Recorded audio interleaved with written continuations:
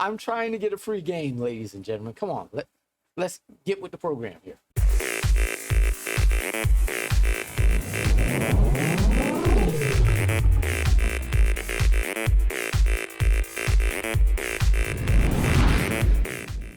What's good, everybody? DJ Techromancer here. Well, I'm not behind the DJ decks.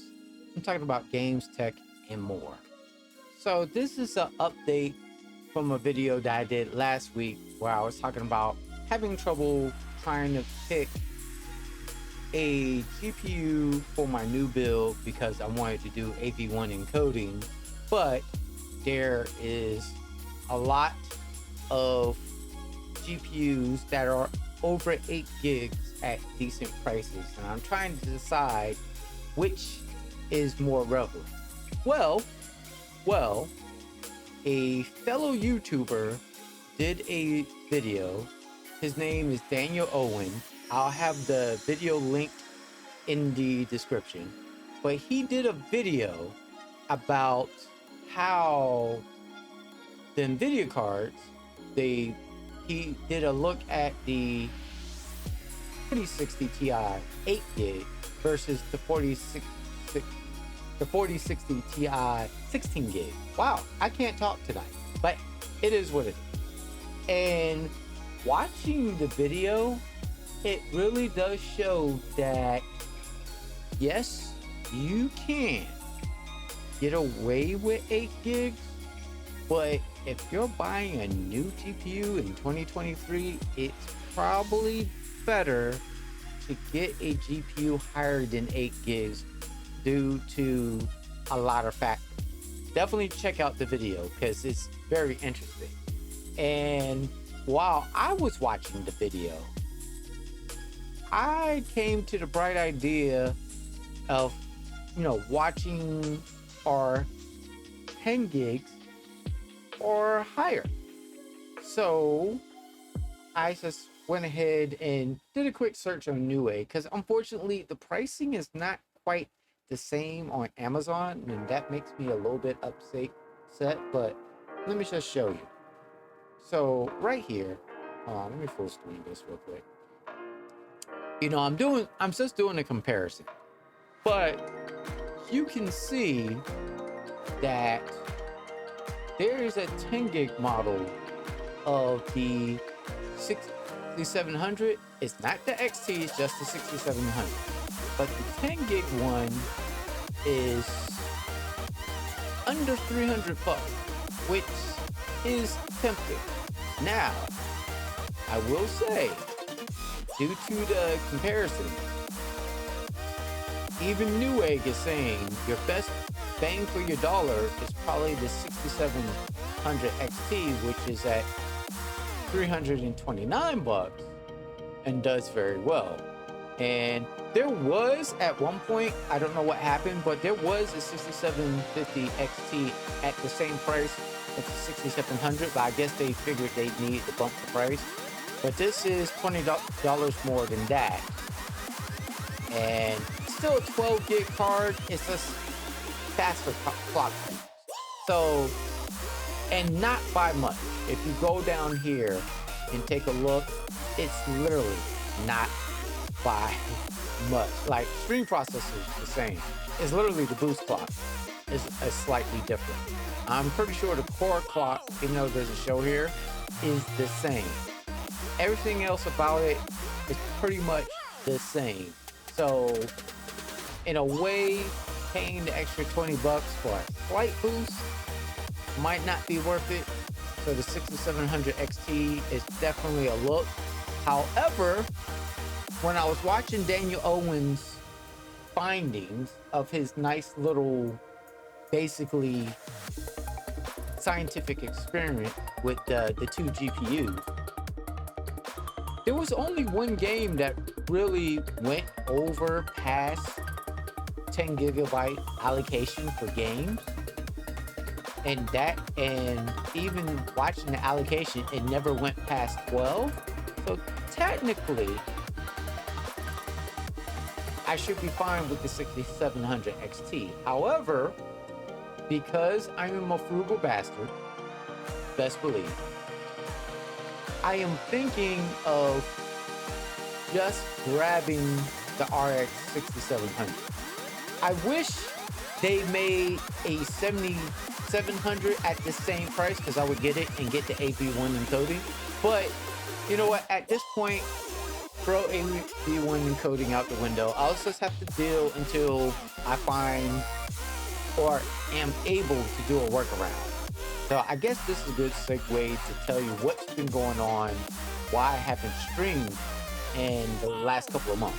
Well, these crazy heat waves at 90 and above has been wrecking my internet service. Like, it's been crazy. Like, I even ran out and bought a new internet modem to just help to see. I got a Wi-Fi. I had an old like 5.5 router. I got a Wi-Fi 6 router, but it was a gaming router. But I bought a new Wi-Fi 6 router, not gaming, but is what it is. Just to pad some of the crazy issues that I'm having, and I'm still having issues. Like, I will still get cutouts due to the heat because it's frying the black coax cables outside. I know this because I've troubleshooted people's houses when I used to do computer repair a lot that had gotten fried with coax cable and had to replace the coax cable. Plus, I've had to replace the coax cable in this place 2 years ago. I had to replace the coax cable because the heat just killed the cable, and I'm worried I'm gonna have to do it again because I am not getting my top speed of what I'm paying for. So that's why I haven't really been streaming. But to have a nice gaming card, that might be the way to go. Reason why I was looking at AV1 encoding was because I wanted something where I could still get a high quality stream with less bandwidth due to the issues that I've been having with my internet. And the AV1 encoding can get around that. Now, I could just bite the bullet and go ahead and get an RX 7600, not get Starfield Premium, just get basic. But I don't know if that's gonna make me happy, because now watching Daniel Owen's video, I don't know if buying a brand new 8 gig card is worth it. Buying something that's like 10 or more is probably more worth it than buying an 8 gig card.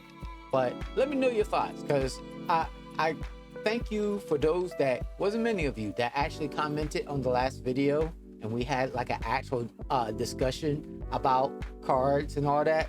The one guy, he was talking about just going Nvidia because he wanted ray tracing and all that. Actually, AMD has ray tracing too.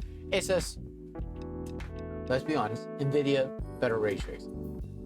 Better ray tracing than all of them. However, some say the ARC cards do better AV1 encoding than even Nvidia, which is interesting. But yeah, so there you have it. I heard something on the news, speculation. I need to go and confirm it, about something about AMD thinking about getting out of the high-end GPU game. I need to look more into it, but like I said, just speculation. I need to check source and all that. But I heard a rumor. Sorry about that. Heard a rumor, and sounds interesting. I gotta look more into it because, you know, AMD's been kind of killing it in the, you know, the APU market. So maybe that's why they're thinking of going more like the APU versus like still doing GPUs. I don't know, but I gotta look more into that story and we'll talk about it more here. But so as for what I'm leaning toward, I'm waiting till next payday. So I'm not gonna bite the bullet, even though I have the money right now. I'm not gonna bite the bullet yet until next payday. But I am thinking, being a cheap bastard and just going with the 10 gig, the RX 674, even though I know that it might be better worth my money and pay the extra money and get the RX 67 XT. But I will make that decision when next payday come around. But I figured that telling you about Daniel Owen's findings and also looking at these different model cards to keep budget low, basically trying to keep the budget under 400, because I know people are, you know, with Nvidia are quick to drop 400 and so forth. I'm normally about used market, but I'm looking at newer cards because of the Starfield bundle. If there was no look, if there was no Starfield bundle, I would not be looking at any of this right now. I'll be looking at a cheaper card, or I'll just would say, you know what, to get it, I'll just go ahead and get the RX 6700 just for the AP1 encoding, and I'll wait it out until a better, bigger GPU comes out and then get it then. But since I'm looking at Starfield and I'm looking at something that is going to be able to play the latest and greatest titles with enough GPU gigabyte bandwidth, this is what I'm looking at. So yeah, I know some people is like, bruh, just spend your money on a 3060 Ti, it'd be good. You can get the 16 gig for about the same price. That's true. But I don't get Starfield with it. I'm trying to get a free game, ladies and gentlemen. Come on, let's get with the program here. So there you go. All right, guys. Until next time, peace, love, and stay gaming.